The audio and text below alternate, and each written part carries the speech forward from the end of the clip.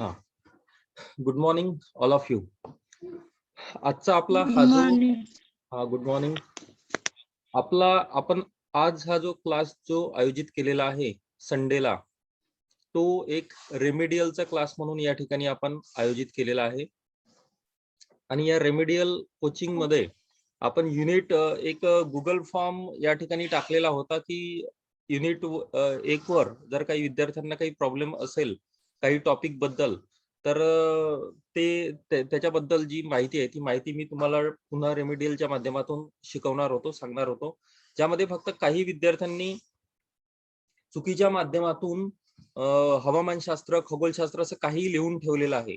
मी नेमकं तुम्हाला वाचून काय टाकायचं होतं, जर समजलं नाही तरच टाकायचं होतं, समजलं असेल तर काही टाकण्याची काही गरज नाही. पण काही विद्यार्थ्यांनी, 2 विद्यार्थ्यांनी फक्त त्यातला सोलर एनर्जीच्या संदर्भात जे आहे ते टाकलेलं आहे, म्हणून आपण तोच पॉइंट आज जो आहे तो इथे थोडा बघणार आहोत. सोलर एनर्जी हा जो पॉइंट आहे तोच पॉइंट आपण या ठिकाणी बघणार आहोत. कारण काही विद्यार्थ्यांनी चुकीने भूगोलाची व्याप्ती वगैरे असं काहीतरी लिहून टाकलेलं आहे, जे या सेमिस्टर मध्ये काहीच नाही. काहींनी हवामानशास्त्र या विषयाचं जे नाव आहे ते हवामानशास्त्र असंच लिहून ठेवून दिलेलं आहे. तर आपण आता या ठिकाणी आता जे काही विद्यार्थी आपल्याला आज इथं जमलेले आहेत, तर आपण आजचा जो टॉपिक जो आपण या ठिकाणी शिकणार आहोत, तसं तर आपला हा जो रेमेडियलचा जो आजचा क्लास आहे तो आपण सगळ्या जर काही पॉइंट्स अजून आलेले असते तर आपण 1-2 पॉइंट्स बघितले असते, परंतु 2 विद्यार्थ्यांनी फक्त त्याच्यावर सोलर एनर्जी म्हणून जी आहे ते त्या ठिकाणी दिलेलं आहे. तर आपण आताचा हा जो पॉइंट आहे तो पॉइंट आपण या ठिकाणी जो बघू तर तो राहील आपला सोलर एनर्जीचा. ठीक आहे, तर आपण आता तो पॉइंट जो आहे तो या ठिकाणी सुरू करू, कारण की 2 विद्यार्थ्यांनी आपल्याला ते पॉइंट म्हणून टाकलेले आहेत. आता सोलर एनर्जी, सौरशक्ती, आपण हा पॉइंट जो आहे तो याच्या आधी सुद्धा बघितलेला आहे. आपला हा पॉइंट जो आहे तो झालेला आहे. सौरशक्ती आणि सौरशक्तीच्या वितरणावर परिणाम करणारे जे घटक आहे, हा पॉइंट जो आहे तो आपण हा पॉइंट या ठिकाणी आपण बघितलेला होता. काही 1-2 विद्यार्थ्यांना प्रॉब्लेम असेल तर ते सुद्धा आपण या ठिकाणी त्याचा डॉट जो आहे तो आपण या ठिकाणी क्लिअर करू. आता सौरशक्तीची माहिती देऊन सौरशक्तीच्या वितरणावर परिणाम करणारे घटक अशा प्रकारचा प्रश्न सुद्धा तुम्हाला विचारला जाऊ शकतो. आता सौरशक्तीबद्दल माहिती देऊन आता इथे हा जो आपला जो आजचा जो टॉपिक आहे, 1 मिनिट, जो सौरशक्तीच्या संदर्भातला हा जो टॉपिक आहे, तर आपण मागल्या काही दिवसाआधी हा जो टॉपिक आहे हा टॉपिक जो आहे तो आपण इथे अभ्यासला. सौरशक्तीच्या वितरणावर परिणाम करणारे जे काही घटक होते ते घटक सुद्धा आपण या ठिकाणी इथे अभ्यासलेले होते. मग हा जो पॉइंट आपल्याला इथे म्हणजे जो दिलेला आहे तो त्या पॉइंटचा आपण या ठिकाणी थोडा अजून सविस्तर अभ्यास करू. बघा, सौरशक्तीची माहिती देऊन सौरशक्तीच्या वितरणावर परिणाम करणारे घटक हा जो पॉइंट आपण बघितला होता. पहिल्यांदा सौरशक्ती जी आहे ही सूर्यापासून प्राप्त होते, आपल्याला माहित आहे. सूर्य जो आहे हा महत्वाचा उष्णतेचा स्रोत आहे किंवा ऊर्जेचा स्रोत जो आहे तो सूर्य आहे. आणि या सूर्यापासून ही जी उष्णता जी आहे ती बाहेर फेकल्या जाते आणि ती उष्णता आपल्या पृथ्वीपर्यंत पोहोचते, म्हणजे त्याला सूर्य किरणाच्या माध्यमातून ही सौर ऊर्जा आपल्यापर्यंत किंवा या पृथ्वीपर्यंत पोहोचते. आता सूर्याचा जो व्यास आहे तो पृथ्वीच्या व्यासापेक्षा जवळपास 100 पटीने जास्त आहे आणि त्याच्या पृष्ठभागाचे तापमान हे सुद्धा शास्त्रीय अंदाजानुसार 6000 डिग्री सेंटीग्रेड किंवा 11000 डिग्री फॅरनहाइट इतके आहे. आता सूर्याच्या पृष्ठभागापेक्षा त्याच्या अंतर्गत भागाचं तापमान खूप जास्त आहे, 5 कोटी डिग्री सेंटीग्रेड एवढं तापमान आहे. मग या सूर्याच्या सभोवताल म्हणजे सूर्याच्या बाजूने, चारही बाजूने, सगळ्याच बाजूने जी उष्णता आहे ती बाहेर फेकल्या जाते. म्हणून सूर्याच्या पृष्ठभागापासून मोठ्या प्रमाणावर उष्णतेचे काय होत असते, उत्सर्जन होत असते आणि या उत्सर्जित उष्णतेलाच सौरशक्ती किंवा सौर ऊर्जा असे म्हणतात. याच्यावर काही आता तुम्हाला काही ऑब्जेक्टिव्ह प्रश्न सुद्धा राहू शकतात, की सूर्याच्या पृष्ठभागाचे तापमान किती, सूर्याच्या अंतर्गत भागाचे तापमान किती. तर या गोष्टी तुम्हाला लक्षात ठेवणे गरजेचं आहे. त्याचप्रमाणे सौर स्थिरांक म्हणजे काय? सूर्याच्या पृष्ठभागापासून उत्सर्जित होणाऱ्या उष्णतेचे जे प्रमाण जास्त असते, तरी फारच अल्प प्रमाणामध्ये ती उष्णता पृथ्वी जी आहे ती ग्रहण करते. जास्तीत जास्त आपल्याला माहिती आहे, की 47% एवढी उष्णता जी आहे ती पृथ्वी ग्रहण करते किंवा जास्तीत जास्त 51% एवढी उष्णता जी आहे ती पृथ्वी जी आहे ती ग्रहण करते.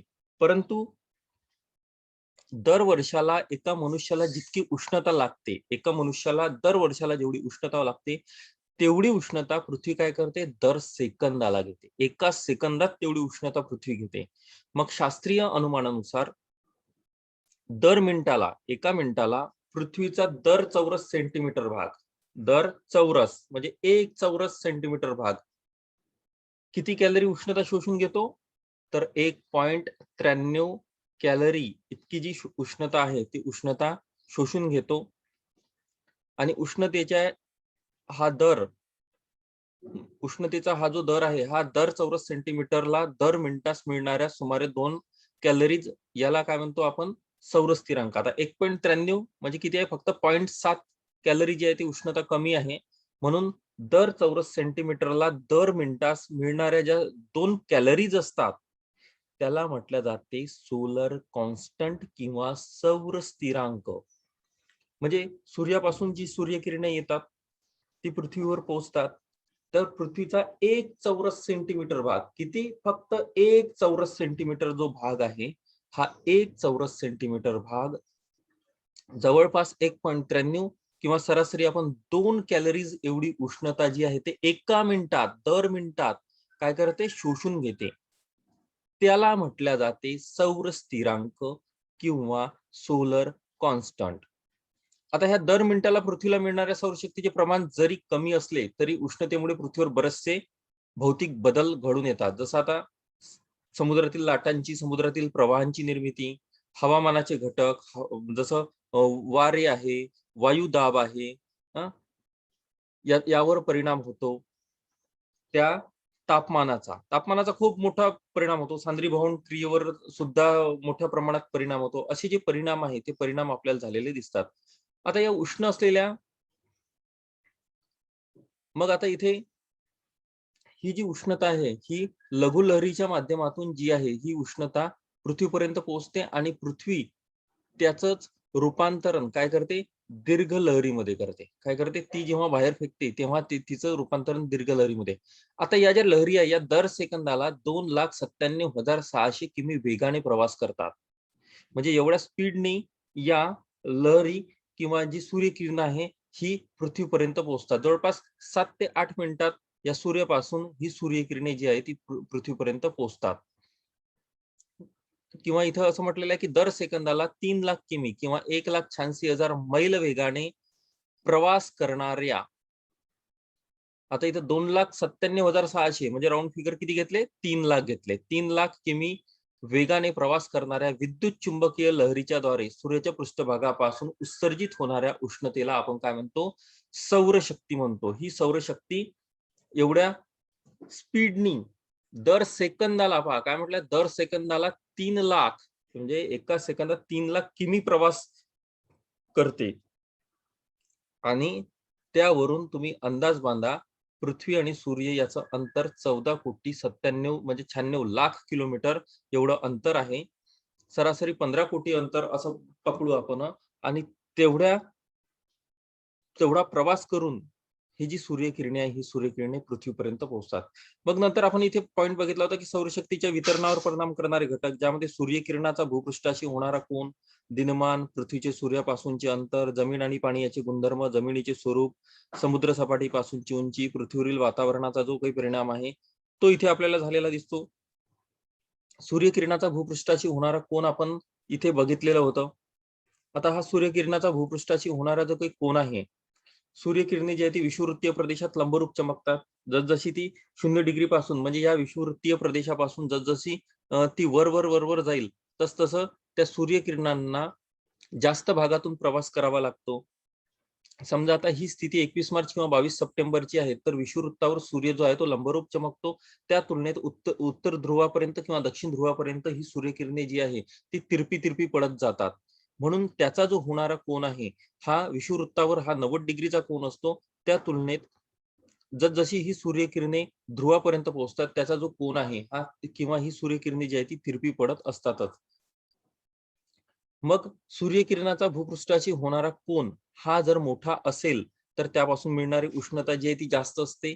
याउलट हा जर कोन लहान असेल, तर ती सूर्यकिरणे जी आहे ती तिरपी पडत असतात. त्यापासून उष्णता सुद्धा कमी मिळते. म्हणजे 0 डिग्री पासून जसं आपण वर जाऊ 0, 10, 20, 30, 40 आता 0 ते 23.5 उत्तर गोलार्ध, 0 ते 23.5 दक्षिण गोलार्ध, कर्क आणि मकर वृत्ताचा प्रदेश आहे. त्याची जर आपण वर गेलो तर ही सूर्यकिरणे जी आहे ती तिरपी होत जातात. परंतु नंतरचा पॉइंट यामध्ये दिलेला आहे दिनमान. आता या दिनमानामध्ये दिवस आणि रात्र यापासून मिळणारं उष्णतेचं जे प्रमाण आहे. आता दिवसाला सूर्य जो आहे तो एखाद्या प्रदेशात किती वेळ जास्तीत जास्त असतो आणि रात्री तर आपल्याला माहिती आहे की पृथ्वी जी आहे ते त्या उष्णतेचं काय करते? उत्सर्जन क्रिया जी आहे ती सुरू करते. ती आपली घेतलेली उष्णता आहे ती बाहेर फेकते. आता पृथ्वीवर ज्या ठिकाणी दिनमानापेक्षा रात्रीमान जास्त आहे, म्हणजे एक्झाम्पल हिवाळ्याची दिवस, त्या ठिकाणी दिवसा मिळालेली उष्णता कमी असून रात्री त्या उष्णतेचे सर्व उत्सर्जन किंवा विसर्जन झाल्यामुळे त्या ठिकाणी सौरशक्तीचे प्रमाण जे आहे ते कमी असते. या उलट पृथ्वीवर ज्या ठिकाणी दिनमान हे रात्रीमानापेक्षा जास्त असते, म्हणजेच उन्हाळ्याचे दिवस, तर त्या ठिकाणी काय होते? तिथे सौरशक्तीचे प्रमाण जे आहे ते जास्त असते. म्हणून उन्हाळ्यात हवेचे तापमान जास्त असलेले आपल्याला दिसतात.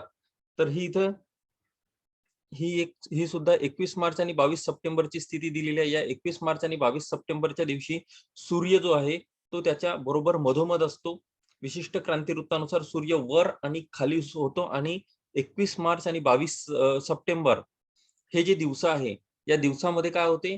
सूर्य जो आहे तो बरोबर विषुववृत्तावर असतो. त्या कारणानं सर्व भागामध्ये विषुववृत्तापासून जवळपास सर्व भागामध्ये समसमान दिवस आणि रात्र असलेले आपल्याला दिसतात. तरीही त्यामध्ये कर्क आणि मकर वृत्तापर्यंतचा जो काही हा प्रदेश आहे, या प्रदेशामध्ये समसमान आणि दिवस आणि रात्र होतात आणि नंतर 23:30 नंतर जसं आपण समोर जाऊ तसं ही सूर्यकिरणे सुद्धा इथे कमी प्राप्त होतात.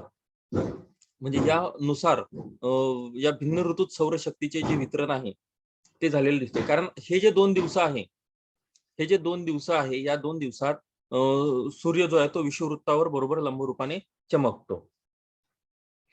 आता यानंतर इथे हे जे पुन्हा आपण 1-2 दिवस पाहिले, जसं आता 21 जून आणि आता 21 जूनला काय होते, तशी जी पृथ्वी आहे, ती पृथ्वी जी आहे ती स्वतःभोवती तिने 23.5 अंशाचा जो कोन आहे, ती केलेला आहे.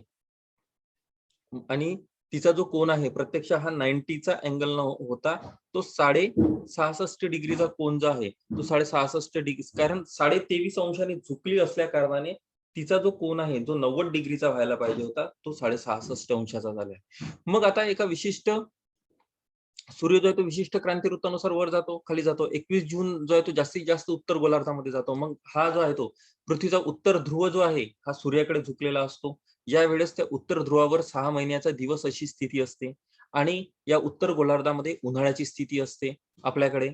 या परिस्थितीमध्ये ही जी आहे ती उन्हाळ्याची स्थिती असलेली आपल्याला दिसून येते. म्हणून आणि इथे 66.5 डिग्रीच्या पलीकडे जे आहे, जसं उत्तर ध्रुवीय भाग इथे जास्तीत जास्त पूर्णपणे दिवस असलेला आपल्याला दिसतो आणि 21 जून हा जो आहे, हा उत्तर गोलार्धामध्ये सर्वात मोठा दिवस असतो आणि आपण जो आहे तो भारत देश हा उत्तर गोलार्धामध्ये येतो. या उलट दक्षिण गोलार्धामध्ये 21 जूनला हिवाळ्याची स्थिती असते. तिथे सर्वात छोटा दिवस असतो आणि सर्वात मोठी रात्र त्या ठिकाणी असते. ज्यावेळेस आपल्याकडे उन्हाळा असतो, आपण उत्तर गोलार्धात आहे, त्यावेळेस दक्षिण गोलार्धात जो आहे तो हिवाळ्याची स्थिती असते. आपल्याकडे सर्वात मोठा दिवस असेल तर तिथे सर्वात छोटा दिवस आणि सर्वात मोठी रात्र असते. म्हणजे अशी एकदम विरुद्ध स्थिती आहे, ती तिथे दिसून येते. यानंतर तशी स्थिती 21 डिसेंबरला. आता 21 डिसेंबरला काय होते, हा जो सूर्य जो आहे तो 21 जून नंतर पुन्हा 22 सप्टेंबरला आपल्या मूळ ठिकाणी येतो आणि 22 सप्टेंबर नंतर जास्तीत जास्त तो दक्षिण गोलार्धामध्ये जातो. दक्षिण गोलार्धामध्ये जात असताना त्या ठिकाणी काय होते, तो जास्तीत जास्त खाली गेलेला आपल्याला दिसतो. त्यावेळेस तिथे उन्हाळ्याची स्थिती असते डिसेंबर महिन्यात दक्षिण गोलार्धात आणि 21 डिसेंबर हा जो आहे तो सर्वात मोठा दिवस जो आहे तो त्या ठिकाणी असतो आणि हा च्या प्रदेशात हा जो आहे तो खाली हा जो सूर्य जो आहे तो गेलेला असतो आणि तिकडे खाली 66.5 डिग्री दक्षिण अक्षवृत्ता पलीकडे काय होते, पूर्णचा पूर्ण भाग जो आहे हा प्रकाशात असतो. म्हणजे तिथे पूर्ण वेळ प्रकाश असतो किंवा दिवस असलेला आपल्याला तिथे दिसून येतो. या उलट 21 डिसेंबरच्या दरम्यान आपल्याकडे सर्वात छोटा आवाज ज्यांचा आवाज असेल ते बंद करा.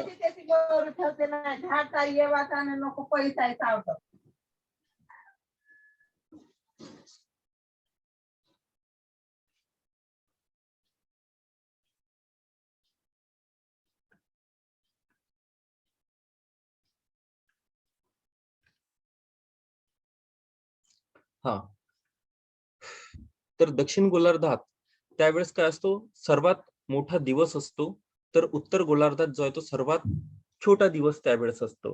म्हणजे जी स्थिती उत्तर गोलार्धामध्ये 21 जूनला असते ती स्थिती दक्षिण गोलार्धात 21 डिसेंबरला असते. त्यावेळेस आपल्याकडे डिसेंबर महिन्यात हिवाळ्याची स्थिती असते. या प्रकारे सुद्धा सूर्यप्रकाश काही भागात कमी काही भागात जास्त जो आहे तो मिळत असलेला आपल्याला इथे दिसून येतो. आणि पृथ्वी आणि सूर्य यातील अंतर सुद्धा आपण बघितलं होतं. दोन स्थिती या ठिकाणी आपल्याला महत्वाच्या असलेल्या दिसतात. एका अवस्थेत पृथ्वी जी आहे ती सूर्यापासून जास्तीत जास्त दूर जाते. या स्थितीला दूर म्हणजे ही इथे अपसूर्य स्थिती. आणि त्यावेळेस अंतर जे आहे ते जवळपास 15 कोटी 20 लाख एवढं जे अंतर आहे ते झालेलं आपल्याला दिसते. ही अवस्था जी आहे ही जुलै महिन्यात येत असलेली आपल्याला दिसते. दुसरी अवस्था जी आहे ती जानेवारी महिन्यात येत असते. त्यामुळे पृथ्वी सूर्यापासून कमीत कमी जी आहे ती अंतरावर असते. त्या स्थितीला उपसूर्य स्थिती म्हटलं गेलं. त्यावेळेस अंतर जे आहे ते 14.70 कोटी एवढं जे अंतर आहे ते असलेलं आपल्याला इथे दिसते. अपसूर्य अवस्थेत पृथ्वी आणि सूर्य यातील अंतर जे आहे ते जास्त असून त्यावेळी उत्तर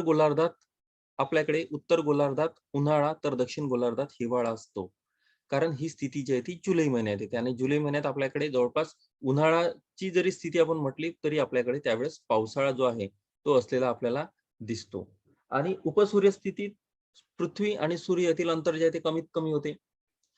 आणि हे अंतर उत्तर गोलार्धात त्यावेळेस आपल्याकडे हिवाळा असतो.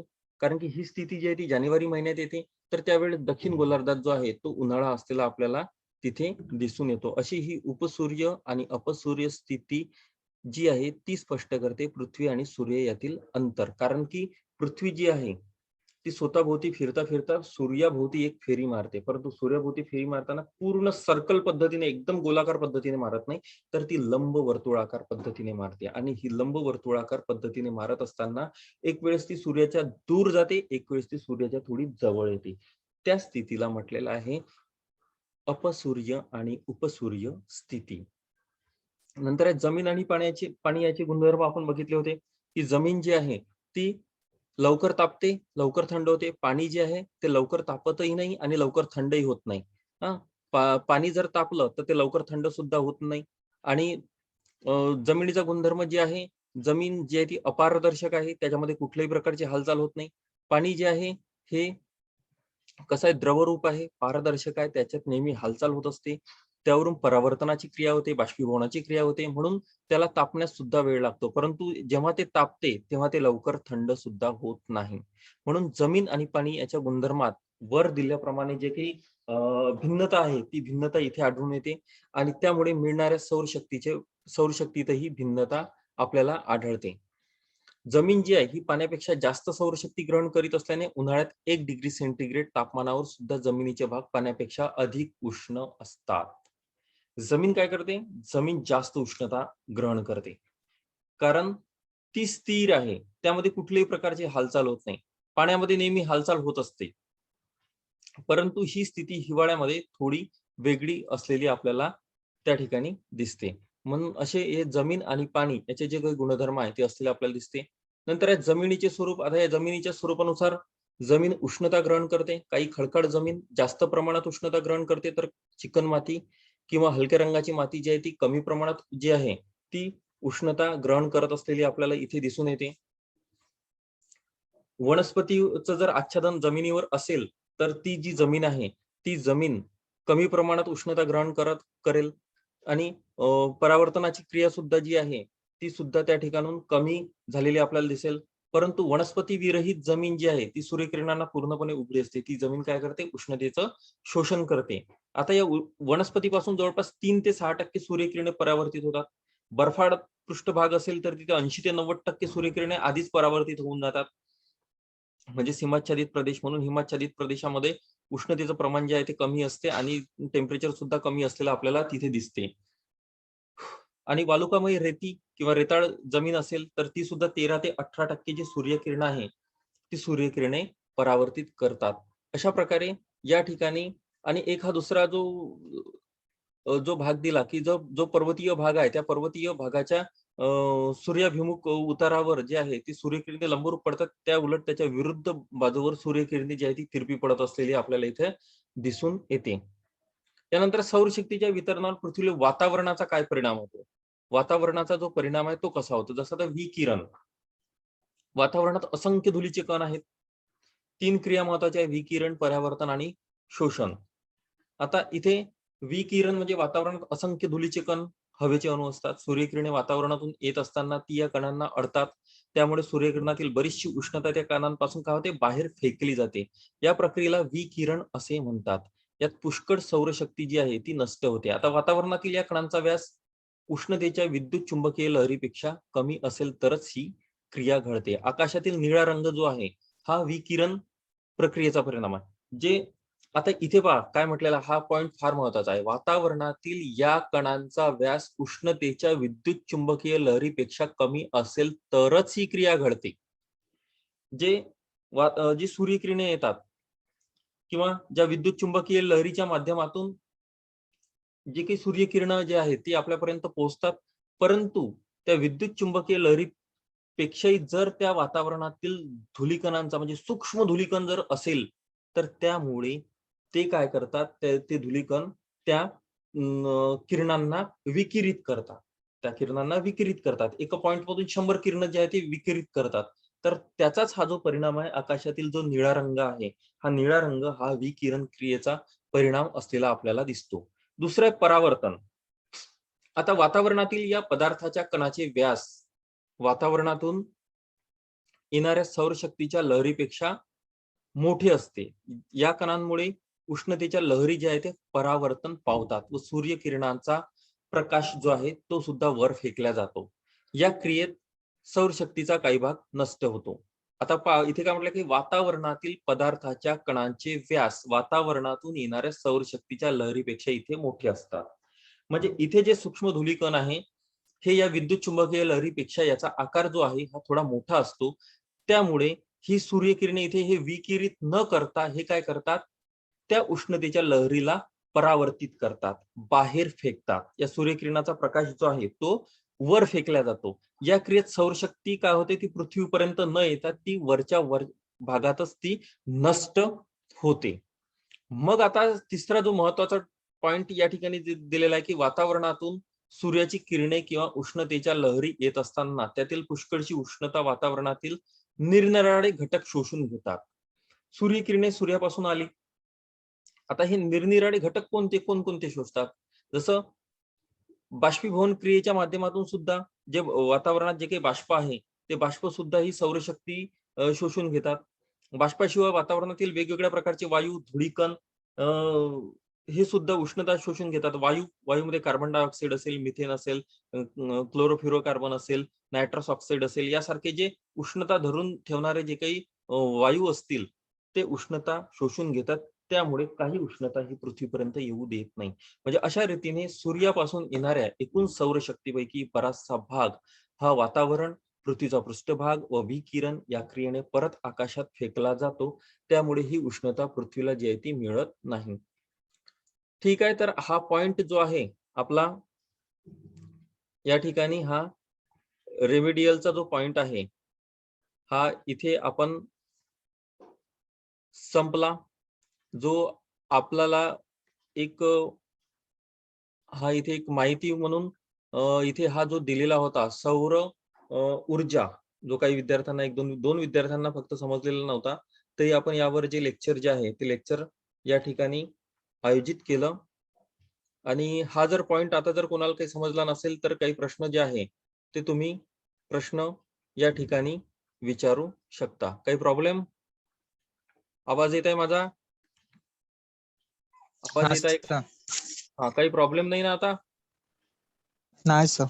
हा, ज्यांना काही प्रॉब्लेम असेल तर ते सांगा, कारण की काही फक्त 2 विद्यार्थ्यांनी त्यामध्ये दिलेलं होतं की त्यांना काही समजलेलं नाही. आता नाव मला माहिती नाही, नाव पण आहे त्याच्यामध्ये. ठीक आहे, तर मग आजचं समजलं ना? आता काही प्रॉब्लेम नाही ना? नाही सर. हा, ठीक आहे. म्हणून त्याकरिताच आपण हा रेमेडियलचा जो क्लास आहे तो इथे आयोजित केलेला होता. युनिट फर्स्ट वर जर काही प्रॉब्लेम असेल तुम्हाला तर ते, बाकी तर आपण सोमवारपासून उद्यापासून पुन्हा आपलं जे क्लासेस आहेत ते रेग्युलर आपण इथे घेऊ. तर ठीक आहे, संपू आजचं लेक्चर. Yes, sir. ठीक आहे.